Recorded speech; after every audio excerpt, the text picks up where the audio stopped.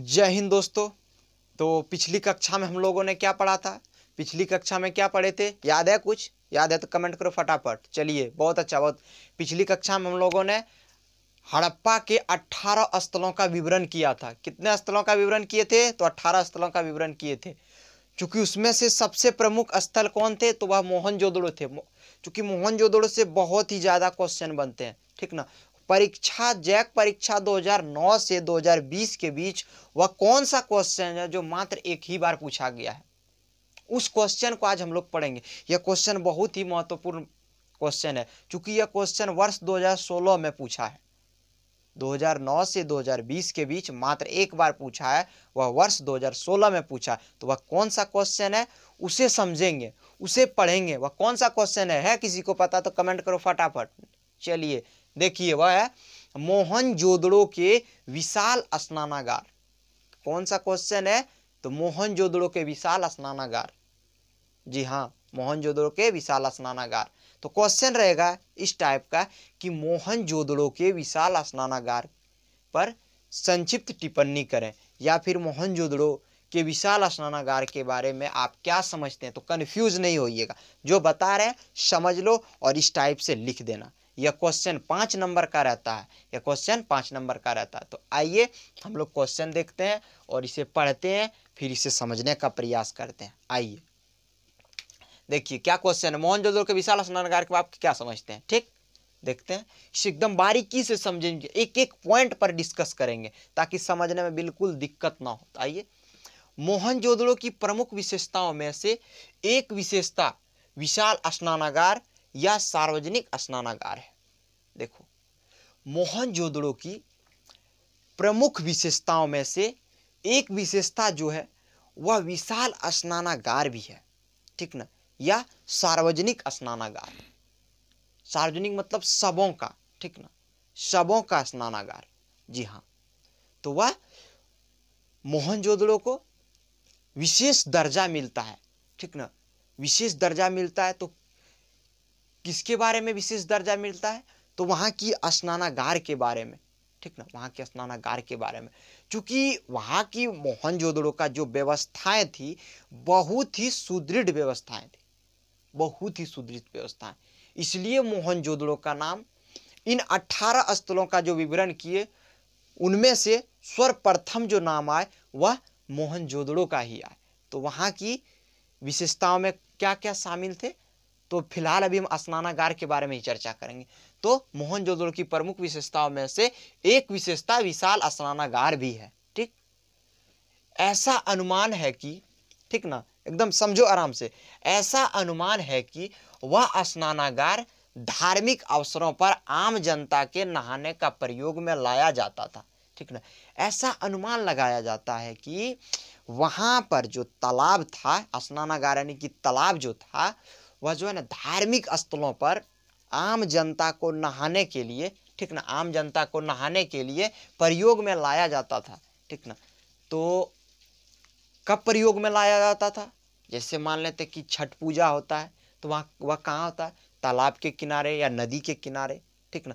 तो उस वक्त यह स्नानागार लोगों को काफ़ी मतलब ये काम में आता था, क्योंकि नहाने के लिए, ठीक ना, पूजा उपासना करने के लिए। ठीक, अगला पॉइंट क्या है देखते हैं। यह तालाब इतना मजबूत बना हुआ है कि हजारों वर्षों बाद वैसे का वैसा ही बना हुआ है।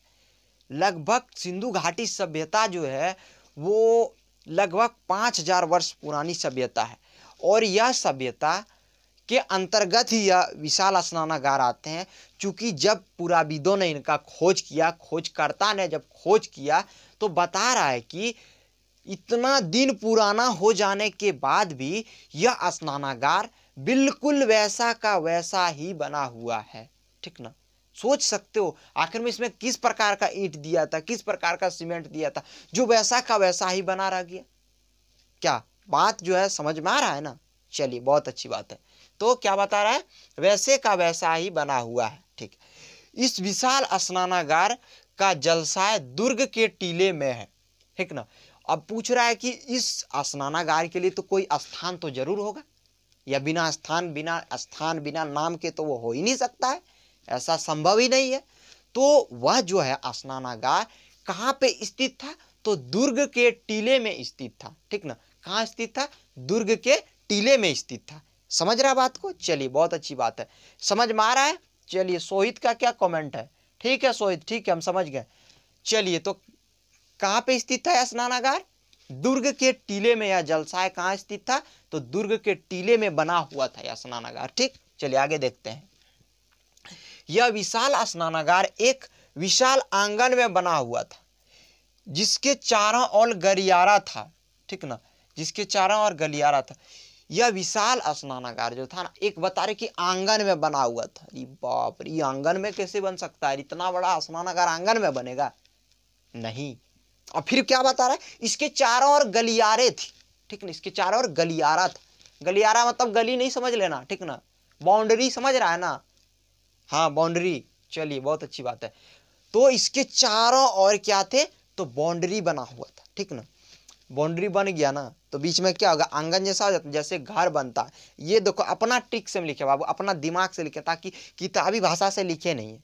किताबी भाषा से लिखेंगे तो याद होगा नहीं, ठीक ना, क्योंकि किताब उठाने में बड़ा भारी लगता है, फोन उठाने में हल्के लगता है, ठीक ना। इसलिए हम अपना लैंग्वेज में देहाती, शुद्ध देहाती लैंग्वेज में बता रहे हैं, ठीक ना, समझ में आ रहा है ना। चलिए तो क्या बता रहा है कि यह एक आंगन में बना हुआ था स्नानागार, बता रहा है। लो, जैसे घर बनता है तो चारों तरफ यदि घर बन गया, ठीक ना, चारों तरफ घर बना और तो बीच में क्या आंगन बचता है ना, तो ठीक उसी प्रकार से चारों तरफ गलियारे बने हुए थे, यानी कि बाउंड्री बना हुआ था और बीच में ये स्नानागार था, ठीक, समझ गए। चलिए तो क्या बता रहा है, विशाल स्नानागार में बना हुआ था, जिसके चारों ओर गलियारे थे, चारों ओर बाउंड्री था, ठीक ना। स्नानागार के तल तक जाने के लिए, देखो अब वहां जाने के लिए, उतरने के लिए कुछ तो व्यवस्था होगा, तो क्या बता रहा है, देखो स्नानागार के तल तक जाने के लिए उत्तरी और दक्षिणी भाग में सीढ़ियां बनी हुई थी। देखो उत्तरी और दक्षिणी भाग में वहां जाने के लिए सीढ़ी बना हुआ था। सीढ़ी समझ रहा है ना, हाँ, जैसे बैद्यनाथ धाम में बना हुआ है शिवगंगा, क्या बना है, सीढ़ी बना है, एकदम मोहनजोदड़ो का स्टाइल में बना हुआ है बाबू, ठीक ना। मोहनजोदड़ो का जो विशाल स्नानागार है ना, वही की व्यवस्थाएं ये आज जो दिख रहा है, वही व्यवस्थाएं सब दिख रहा है।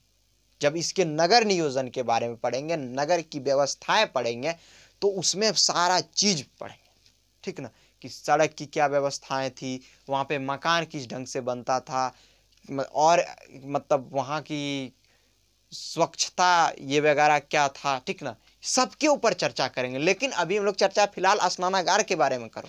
तो क्या बता रहा है, उत्तरी और दक्षिणी छोर में सीढ़ियां बना था, उतरने के लिए, आने जाने के लिए क्या बना था, तो सीढ़ियां बना था।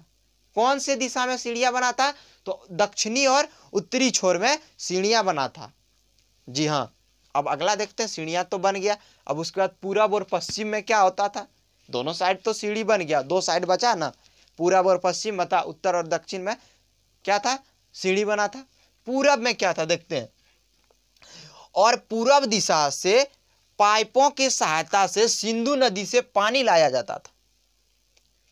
पूरब दिशा से पाइपों की सहायता से क्या लाया जाता था, पानी लाया जाता था। पानी कहाँ लाया जाता था, तो उस स्नानागार में, ठीक ना, उस स्नानागार में पानी लाया जाता, क्योंकि पानी उसमें डालना पड़ता था, ठीक ना, क्योंकि ऐसा जमीन रहेगा, उतना गहराई रहेगा, तभी ना वहाँ पानी, मतलब पानी का स्रोत आएगा। यानी कि एकदम गांव का भाषा में समझ लो, नदी में जब पानी सूख जाता है तो हम लोग क्या करते हैं, गड्ढा खोद देते हैं, और गड्ढा जब खोदते हैं तो क्या बोलते हैं, अरे इसमें जो है ना जरक निकल रहा है, माने सेवा निकल रहा है, ठीक ना, सेवा निकल रहा है, ठीक ना, हाँ अब थोड़ा देर में गड्ढा भर जाएगा। तो वहाँ पे क्या ऐसी व्यवस्थाएं थी, यदि इस तरह की व्यवस्थाएं रहती तो सिंधु नदी से पाइप के माध्यम से पानी लाने का क्या जरूरत था, क्योंकि अपने ही अगल बगल में तालाब को देख लो ना, क्या वहाँ पानी सेवाता है, पानी जरकता है, वहाँ नहीं जरकता है। उस तरह की मिट्टी मिल जाए, उस तरह का स्रोत मिल जाए, तब जाके पानी जरकता और सेवाता है। हमारा बात समझ रहे हैं, एकदम शुद्ध गाँव का भाषा में समझा रहे बाबू, यदि नहीं समझेगा तो हम क्या कर सकते हैं, बोलो, फिर भी कमेंट करो ना, बोलो ना किस पॉइंट पे नहीं समझ, फिर बताएंगे। तो पूरब में क्या था, पूरब में क्या था, तो सिंधु नदी से पाइपों के सहायता से पानी लाया जाता था। और पश्चिम में क्या था, कमेंट करो ना रे, पश्चिम में क्या था? इधर उत्तर में सीढ़ी, दक्षिण में सीढ़ी, पूरब से पानी लाता था, पश्चिम में चलो जल निकासी। बहुत अच्छी बात है, बहुत अच्छी बात है। तो क्या बता रहा है? और पश्चिम दिशा से पानी का निकास किया जाता था। हाँ, पश्चिम दिशा से पानी का निकास किया जाता, क्योंकि अधिक दिन वहां पे पानी यदि इकट्ठा एक जगह रहता है तो देख सकता है कि उस पानी का क्या दुर्दशा होता है, कितना मच्छर मक्खी भन भन भन भन करता है, पानी का कलर चेंज हो जाता है। इसलिए बीच बीच में एक सप्ताह में कम से कम 2 या 3 दिन वहां पे जल निकास भी किया जाता था और 2 बार जल भरा जाता था, ठीक ना, एक सप्ताह के अंतर्गत। तो ये मोहनजोदड़ो के विशाल स्नानागार के बारे में हम लोग चर्चा कर रहे हैं, वहां की बात कर रहे हैं कि एक सप्ते में 2 दिन जल की निकासी होती थी और जल की पूर्ति होती थी, जल भरा भी जाता था। तो सोच सकते हैं कि आज से 5000 वर्ष पहले इतने लोग शिक्षित थे। समझ सकते हैं कि कितने शिक्षित थे, कितनी सुदृढ़ व्यवस्थाएं थी, कितनी अच्छी व्यवस्थाएं थी। क्योंकि आज की व्यवस्था ऐसी नहीं है, कहीं सड़क बनी है तो कहीं नहीं बनी है, ठीक ना, आज का व्यवस्था ये है। लेकिन आज से लगभग 5000 वर्ष पुरानी बात यदि करें तो ये सब व्यवस्थाएं थी, ठीक ना। आज सड़क के किनारे नालियां बन रही है तो वह मोहनजोदड़ो की देन है, वह मोहनजोदड़ो की देन है, ठीक ना। क्योंकि वहां की आखिर में आदमी इतिहास में पढ़े तभी ये ना काम कर रहे हैं। तो हाँ चलो इस तरह करने से ऐसा ऐसा होता है। चलो बहुत अच्छी बात है। तो पूरब पश्चिम उत्तर दक्षिण दिशा में उस स्नानागार के क्या थे ये बात समझ गए। चलिए ये समझ, उसके बाद देखते हैं क्या होता है, ठीक ना। जलसाय के तीनों और कक्ष बने थे, जलसाय के 3 और कक्ष बने हुए थे, ठीक ना। 3 और क्या बने थे? कक्ष। कक्ष समझ रहा है ना? नहीं समझ रहा? कक्ष, कक्ष से क्या बना? कक्षा। अब समझ जाएगा, ठीक ना। कक्ष बने थे यानी कि गुंबज टाइप का, ठीक ना। तीनों कोना में घर बना हुआ था, छोटा छोटा, ठीक ना, रूम, छोटा छोटा रूम, 10 बाय 10 का समझ लो, ठीक ना, रूम बना। क्योंकि वह रूम क्यों बना था?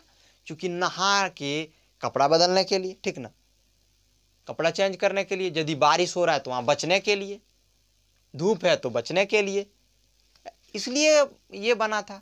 एकदम सिंपल सी बात है। उसके बाद क्या होता देखते हैं। 4 और कक्ष बने थे। जलसाय की दीवारें काफी चौड़ी बनी हुई थी, तो वहां की जो दीवारें बनी हुई थी, जलसाय की दीवारें जो थी काफी चौड़ा बना हुआ था, ठीक ना, चौड़ा, ठीक। अब देखते हैं कि चौड़ा बनी हुई थी, जो पक्की ईंटों और विशेष प्रकार के सीमेंट से बना हुआ था, जो पक्का ईंटों, ठीक ना, पक्की ईंटों और विशेष प्रकार के सीमेंट से बना हुआ था। क्योंकि 5000 वर्ष पुरानी बात है, आज की बात तो है नहीं।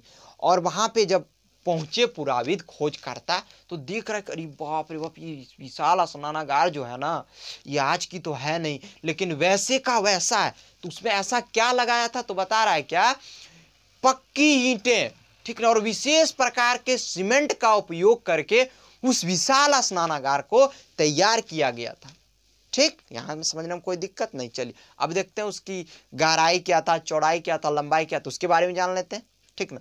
तो बता रहा है विशेष प्रकार का सीमेंट बना। इसकी लंबाई, ठीक ना, इस स्नानागार की लंबाई 11.88 मीटर थी।